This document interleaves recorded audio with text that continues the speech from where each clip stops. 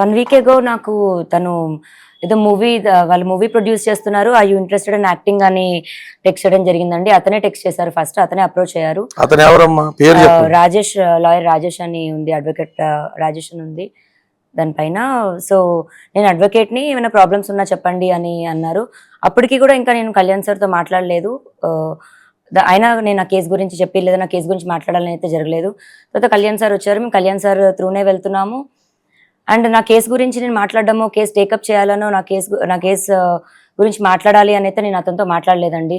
మరి నేను ఫార్వర్డ్ చేసిన మెసేజ్ అందరికీ వచ్చినట్టే తనకే వెళ్ళింది. ఆ మెసేజ్ పంపించిన తర్వాత కూడా నేను అతనితో కాల్ కూడా ఏం మాట్లాడలేదు. పొద్దున లేచేసరికి నాకే షాకింగ్గా ఉంది. ఈ కాల్స్ చూడడం కానీ, అతని లెటర్ చూడడం కానీ, మరి అతను ఎందుకు వెళ్ళారో, దేని గురించి వెళ్ళారో నాకు తెలియదు.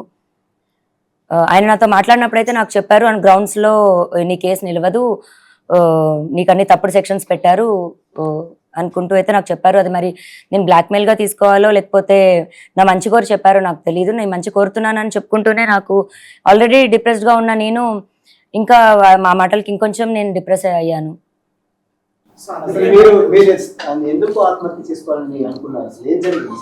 ఆల్రెడీ మీరు ఫైట్ చేస్తున్నారు, పోలీస్ స్టేషన్లో కంప్లైంట్ ఇచ్చారు, కేసు కూడా నమోదైంది. అయినప్పుడు కూడా మీరు సూసైడ్ ఎందుకు చేసుకోబోయారు? నాకు ఈ ప్రపంచంలో అన్నిటికంటే ఎక్కువ రాజేనండి. ఆ రాజు కోసమే నేను ఫైట్ చేస్తున్నాను.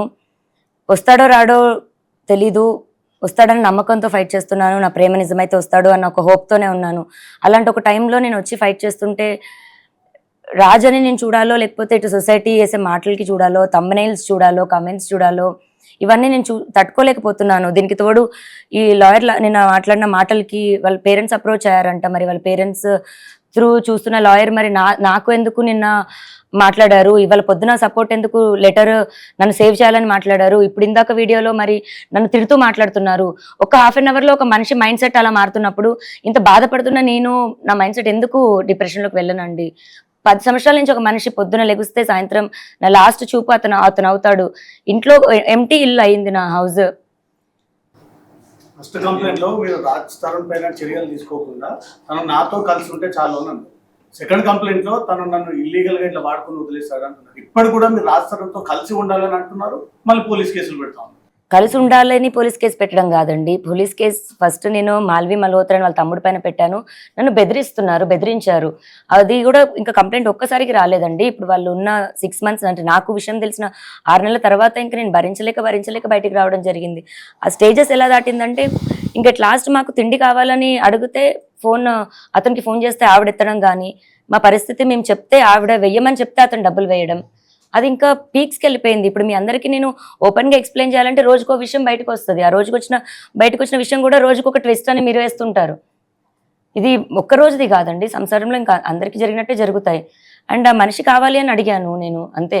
ఇప్పుడు పలానా రాజ్ తరుణ్ పైన కంప్లైంట్ పెట్టాలనలేదు, మాల్వి మల్హోత్రా పైన వాళ్ళ తమ్ముడి పైన పెట్టాను. వాళ్ళిద్దరితో నీకేం సంబంధం అన్న దగ్గర అఫ్కోర్స్ రాజు పేరు చెప్పాలి. అలా అక్కడ రాజ్ తరుణ్ పేరు అనేది వచ్చింది, కానీ రాజ్ తరుణ్ పైన కంప్లైంట్ పెట్టాలని నేను అనుకోలేదు. అవును, అది ఫస్ట్ కంప్లైంట్ పెట్టినప్పుడు అది రాసిచ్చాను. ఆ రాసిచ్చిన దాంట్లోని మాల్వి మల్హోత్రా చార్ట్ చూపించి రాసిచ్చాను నేను. అలాగే నేను ఫస్ట్ కంప్లైంట్ పెట్టినప్పటికీ ఈవినింగ్ 7-8 అయిపోయిందండి. సో నాకు రిసిప్ట్ ఇవ్వడం కానీ అవేమీ జరగలేదు. అఫీషియల్గా నేను రిసిప్ట్ కలెక్ట్ చేసుకున్నాక పోనీ ఎఫ్ఐఆర్ అన్నది దానికో ఎవిడెన్స్లు అన్నది ఇస్తాము. రెండో రోజుకి తెల్లారుజాము నుంచి మీడియాలో ఎలా వచ్చిందో మీ అందరికీ తెలుసు. ఆ డే నాకు బయటికి రావడానికి అంతా కూడా నేను ప్రిపేర్డ్ లేను. ఫస్ట్ నేను మీడియా ముందుకి అంత ప్రెస్ మీట్, ఇప్పుడు ఇంత ప్రెస్ మీట్ వచ్చినప్పుడు కూడా నేను ఎలా వణికాను అన్నది మీ అందరికీ తెలుసు. నేను కెమెరాస్కి అంత అలవాటు లేదు నాకు. అండ్ ఇప్పుడు ఎవిడెన్స్లు 12 ఏళ్ళ ఎవిడెన్స్లు తీయాలంటే ఒక్క రోజులో నేను రెడీగా ప్రిపేర్డ్గా లేను కదండి. నాకు 1-2 డేస్ టైం పడుతుంది. ఆ 1-2 డేస్ టైం తీసుకొని ఎవిడెన్స్లు ఇచ్చాను.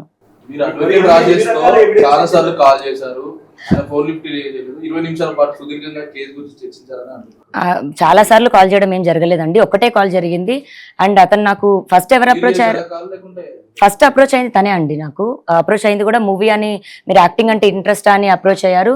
లేదండి నాట్ ఇంట్రెస్టెడ్ అని చెప్పాను. తర్వాత నేను అడ్వకేట్ అని చెప్పారు. మీరు రాజస్థాన్తో మాట్లాడి మధ్యలో లావణ్య అని ఒక ఆడియో బయటకు వచ్చింది, దాని మీద మీరు ఏం చెప్తారు? ఎప్పటిది అసలు ఆడియో?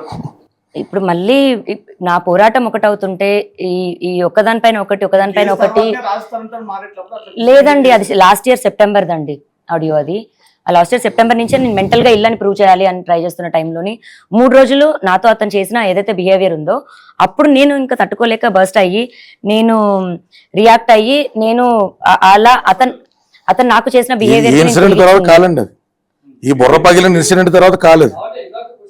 అది మీరు పోలీసులను అడిగితే బాగుంటుందేమో అండి. నేను అడిగాను వాళ్ళతో టచ్ లో ఉన్నాను. స్టేట్మెంట్ అన్నది ఇవాళ కూడా మేము ఇవ్వాల్సి ఇవాళ 3 o'clock వెళ్ళి స్టేట్మెంట్ కూడా రికార్డ్ చేస్తున్నారండి. సోమవారానికి అతని మీద ఏం చర్యలు తీసుకున్నారనేటువంటిది, లేదా అతను యాంటిసిపేటరీకి కానీ క్వాషిక్ కానీ వెళ్తున్నాడు అనేటువంటి వివరాలు ఈ లోపల వాళ్ళ ఒక టీంని కాన్స్టిట్యూట్ చేస్తా అన్నారు. రాజ్ తరుణ్ వేరే బోర్డ్స్ అయితే ప్రస్తుతానికి వాళ్ళకి అందుబాటులో లేవనేటువంటిది మా అడ్వకేట్స్కి ఇచ్చినటువంటి వివరణ. ఆ డిఏ గాని 3ంటికి కలుస్తుంది. నిన్న ఏమో వాళ్ళ బోనాలకు సంబంధించిన బందోబస్తు, వాళ్ళకు ఉన్నటువంటి ల్యాక్ ఆఫ్ టీంని చూపించడం జరిగిందండి. ఈ రోజు మా స్టేట్మెంట్స్ 3 o'clock తీసుకున్న తర్వాత 4 o'clock వాళ్ళ దగ్గర ఉన్నటువంటి ఏఎస్ఐ గారిని టీంని కూడా అతనికి ఉన్నటువంటి రెసిడెన్షియల్ అడ్రస్ ఏదైతే ఉన్నదో దానికి పంపిస్తామని చెప్పారు. రేపు శనివారం, ఎల్లుండి ఆదివారం అనేటువంటి విధానంలో నిన్న మాకు చెప్పినప్పుడు ఈ రోజు మాకు శనివారం నాడే క్లారిటీ ఇచ్చేసేయండి సార్, సో దట్ సోమవారం నాడు మీ చర్యలు మాకు సంతోషకరంగా లేకపోతే మేము తెలంగాణ హైకోర్టుని గౌరవప్రదంగా అప్రోచ్ చేయి ఉన్నటువంటి ఎఫ్ఐఆర్ మీద జరుగుతున్నటువంటి జాప్యం గురించి మేము మా పిటిషన్ ఫైల్ చేసుకుని రిట్ ఆఫ్ మ్యాండమస్ ద్వారా ఆ సూపరింటెండెంట్ ఆఫ్ పోలీస్ కి, అక్కడ ఉన్నటువంటి డిఏకి, ఎస్హెచ్ఓకి కూడా డైరెక్షన్స్ తీసుకుంటా అని చెప్పాం. Our draft with proofs is ready. If no kind of information is properly furnished by today, Monday morning first hours లో ఎస్ఆర్ నెంబర్ తీసుకుంటాం. ట్యూస్డే కాజ్ లిస్ట్ వచ్చేటట్టు చూసుకుని ట్యూస్డే మేము ఆర్గ్యుమెంట్స్ ని కమెంట్స్ చేస్తాం.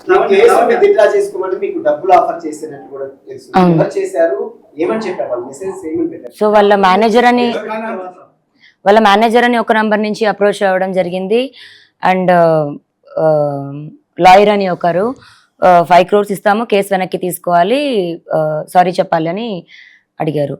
అక్కడి నుంచి థ్రెటనింగ్ స్టార్ట్ అయింది. అండ్ వీడియోస్ పంపించి నీ గేమ్ ఎండ్ అయింది, నువ్వు ఎవరితో పెట్టుకుంటున్నావు నీకు అర్థం కావట్లేదు, హై ప్రొఫైల్స్ అంటే ఎలా ఉంటాయో మీకు చూపిస్తాము, తెలుస్తుంది ఇప్పుడు నీకు అని చెప్పారు. పెట్టుకోండి, ఇప్పుడు ఆ డబ్బులు కావాలి అని అంటే నేను సైలెంట్గా హౌసే తీసుకునేదాన్ని. ఇప్పుడు ఈ రోజు కూడా నాకు వచ్చిన థ్రెట్ ఏదైతే ఉందో ఇల్లు ఖాళీ చేపిస్తామని, మరి అదే ఇల్లు నీకు ఇస్తాను, కాకపోతే నేను నీతో ఉండను అని అన్న దగ్గర నేను అది దాటేసి వచ్చినాక మనిషి కోసం నేను ఫైట్ చేస్తున్నాను. మరి ఆ ఇల్లే కావాలి అనుకుంటే నేను ఇల్లు ముందు రాయించుకునేదాన్ని, పోనీ రాయించి ఫైట్ చేసుకునేదాన్ని. నేను రాస్తారని అడుగుతున్నానండి. ఇప్పుడు ఇల్లు వదిలేసిన అంటే ఏంటి నాకు అర్థం కాలేదు. అతను ఖాళీ చేయించి ఇప్పుడు మరి ఫైట్ చేసిన తర్వాత అతను నేను మంచిదాన్ని ఆల్రెడీ ఇక్కడ దాకా వచ్చానని అతనికి నా మీద కోపం, మాల్వి నేను తిట్టానని అతని మీద కోపం నాకు. ఇంతవరకు వచ్చిన తర్వాత అతను మంచి వేళ ఎలా ఉంటాడండి? Of course. హలో బ్రో, తనకి హెల్త్ బాగాలేదు, కొంచెం చిన్నగా అండి. ఇల్లు ఎవరికి కావాలండి? ఇల్లు అవసరం లేదు, అతను మా అల్లుడుగా మాకు రావాలి, అంతేగాని ఆయన పైసా అవసరం లేదండి, ఆయన ఇల్లు అవసరం లేదు. మా ఉండదాగలో గుడి చేసుకొని మేము అల్లుడు కూతుర్ని ఉంచుకుంటామండి. మీ అందరికీ చెప్తున్నాను, ఆయన ఇల్లు అవసరం లేదు, ఆయన ఆస్తి అవసరం లేదండి. మీరు మొదటి నుంచి కూడా ఫస్ట్ ఎవిడెన్స్ ఇచ్చిన తర్వాత మీరు పోలీసులతో టచ్ లోనే ఉన్నారు, ప్రతి ఒక్క ఇన్ఫర్మేషన్ కూడా మీకు పాస్ చేస్తూనే ఉన్నారు, అడ్వకేట్ గారు ముందుకు రావడం జరిగింది, ఇదంతా ప్రొసీజర్ నడుస్తూనే ఉంది. సో దేనికి ఇంకా మీరు ఆత్మహత్య చేసుకోవాల్సి వచ్చింది? అంతా ఒక వైపున మీకు ప్రతిదానికి సంబంధం, ప్రతిదానికి కూడా మీకు ఒక విషయం అనేది మీకు జరుగుతూనే ఉన్నప్పుడు, పోలీసుల ద్వారా కావచ్చు, ఇటువైపు అడ్వకేట్ ద్వారా జరుగుతున్నప్పుడు, అసలు మీరు ఆత్మహత్య మళ్ళీ ఇంకా డిప్రెషన్ లోకి వెళ్ళి నేను ఆత్మహత్య చేసుకోవాల్సి వచ్చింది అనే పరిస్థితి ఎందుకు వచ్చింది? దాడి నాకు, బెదిరింపులు నాకు ఎక్కడి నుంచి స్టార్ట్ అయ్యాయంటే మాల్వీ నుంచి స్టార్ట్ అయ్యాయండి. గత 8 months నుంచి ఆవిడ ఎలా అయితే ప్రతిదీ నువ్వు ప్రూవ్ చేసి మాట్లాడు అన్న దగ్గరే ఒక ఎవిడెన్స్ ఒకటి క్రియేట్ చేయాలి అన్న ఒక ఆలోచన నా మైండ్లోకి వచ్చింది.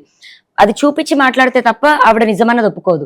అక్కడి నుంచి మొదలైంది. నిన్న ఇప్పటి వరకు మీడియా వరకు కూడా ఏదన్నా చూపించి మాట్లాడితేనే నమ్మే డే అన్నది వచ్చింది. ఇప్పుడు నేను చూపించి మాట్లాడాకైనా ఇప్పుడు కూడా దాడి నా మీదే. కానీ మరి అలానే రాజ్ తరుణ్ తల్లిదండ్రులు ఉన్నారు, మరి మాల్వి మల్హోత్రా తల్లిదండ్రులు ఉన్నారు. ఇటు సైడ్ నుంచి అటు వైపు ఏం వెళ్ళిందండి? ఒక్కటి అంటే తండ్రిగా అతనికి అతని కోళ్ళలో అల్లుడు, కూతురు అల్లుడు అంటే మా డాడీని నా పేరుతో నేను హర్ట్ అవుతున్నాను కదా, అందుకు వద్దంటున్నారు. ఆ పేరు నుంచి నా ప్రాబ్లం స్టార్ట్ అయింది కదా, అందుకు వద్దంటున్నారు. అవునండి, మా ఫాదర్ ఇంటెన్షన్